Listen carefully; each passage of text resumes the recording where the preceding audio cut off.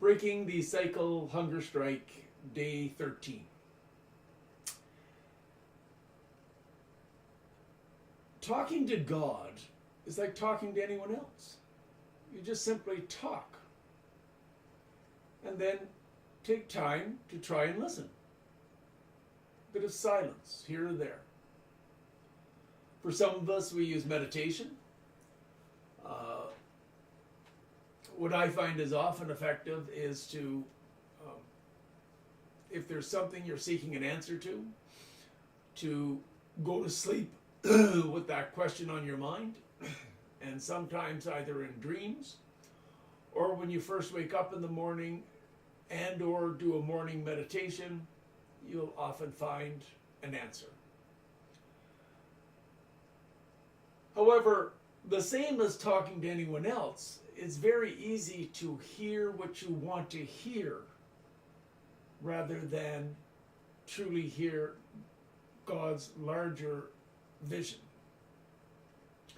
This is why some people believe they can speak for God and be calling for hate, because they're hearing what they want to hear. They're disengaging from those aspects of their religion or scripture that call for acceptance and love, and can only hear the hate that's in their heart. In other words, who we are very much reflects what we hear and understand from God, or from existence, if you will. And remember, that's what God is. He's all that is. I am. So, am I a prophet of God? Yes, but so is everyone supposed to be. Everyone is called to learn from existence.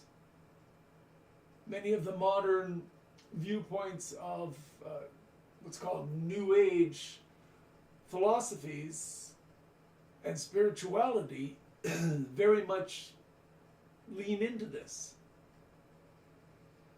That we are spiritual beings having a physical experience, not physical beings trying to attain a spiritual life. We were spiritual before we came here. And that spirit came from the essence of God. So does our physical form. So listen quietly to what the universe has to say, to what existence has to say. Learn from it. But remember to retain an open mind. It is very easy, trust me, it is very easy to assume you have the truth because you understood something that was said to you when you asked a question. Only to later discover, if you're truly a truth seeker and are seeking true knowledge rather than trying to make the universe fit your knowledge, that your initial truth was only part of the equation, was only part of the truth. And you can cause yourself and those around you real serious harm in this way. This was certainly a problem I had in my teenage years and early university, where I thought God wanted me to get everyone to follow his plan. And so people who didn't follow this, that, and the other thing exactly needed to be corrected and told and fixed. But that was never the job God called me to. Not the totality of it. The totality of it was always to be an invitation.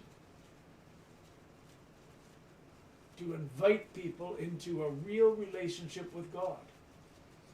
And not the type of relationship that many religions like to have, where they tell you exactly what God says and does. But a real relationship.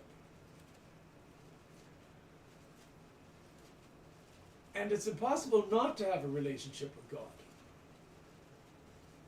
And believe it or not, this is going to shock a lot of people, God doesn't really care if you recognize him as God in that sense. God is quite in love with an atheist who tries to do good for his fellow man simply from his own inner or his or her own inner sense of justice and fairness. I see many people proclaiming to be Christian and calling for harm and damage to anyone who isn't Christian. You're speaking for a very limited perspective of God, one that's born from people living in hate. You are not living in the love of the Lord. And maybe it's time you opened your heart and started listening to God, whether it's through a form of scripture, meditation, or learning from nature, as opposed to filtering it all through your own lens of hatred and hurt. People, there's only one God and only one existence, and they are one and the same. You cannot reject and hate one aspect without really hating and rejecting God.